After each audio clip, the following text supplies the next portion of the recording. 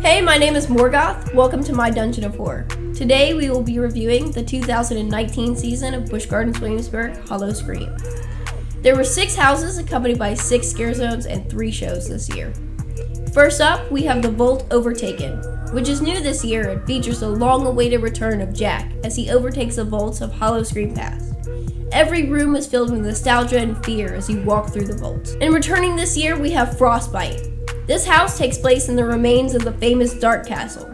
Those who dare walk through this fortress are exposed to a harrowing array of chilling elements, from a fog-shrouded graveyard to a creepy cavern filled with frigid creatures. And located behind the castle, you will find demented dimensions. Adventure through portals to different times and places where the buzzard has no limit. Lumberhack is a chainsaw-infested wasteland, where the undead loggers rampage until every living thing in the camp feels the bite of their axes. Now the forgotten lumberjacks lie waiting for unsuspecting campers to stumble into their den of the damned. And down the countryside, we come up upon Circo Sinistro, and it is all the clown-fueled fun you need.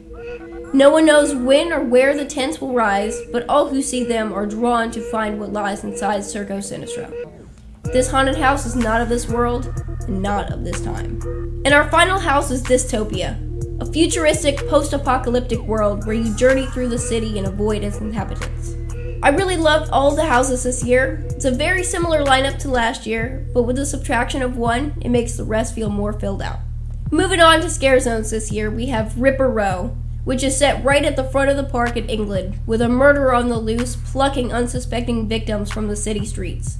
This scare zone puts you straight into 1888 Whitechapel, and as a Jack the Ripper fan, has been a favorite for years. Next up, we have the Fool's Court. It's a newer addition to the event, and a new king has overtaken the throne at the royal palace. Steer clear of the jesters, though, who will terrorize you under the lights of this twisted celebration. Axe Alley is a Viking nightmare.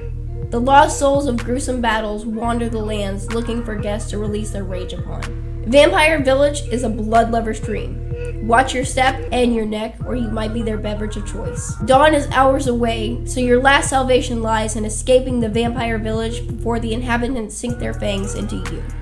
The Garden of Souls is a ghastly transformation that has taken place in Italy Gardens. Here, guests may visit the graves of deceased loved ones, but this garden also has a dark secret. The dead roam free, and they'd love to show you what awaits in the afterlife.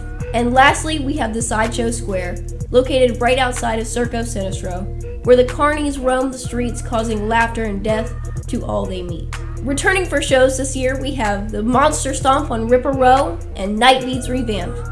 But for the first time in years, we have Jack is Back. And I love this event, and I can't wait to experience it again. This year, there are also 2 escape rooms. First up, Jack's Twisted Terror. Ever wonder where Jack gets all his frightening ideas for Howl-O-Scream scares? From you, of course. Once Jack gets his guests in the room, it's a race against time to escape before the nightmare machine turns their deepest, darkest fears into reality. Next up, we have Grave Obsession. Walking through the door of this startling new escape room will put guests' wits to the ultimate test. Each choice made will lead guests further and further to terrible reality, with a shocking revelation that will cause even the most adventurous to tremble in fear. This year was great, and I loved all of the houses and scare zones.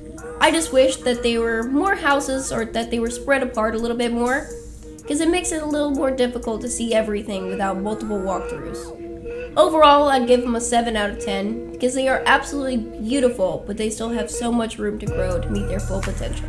Thank you for joining me today. Make sure to like and subscribe for more horror-related reviews.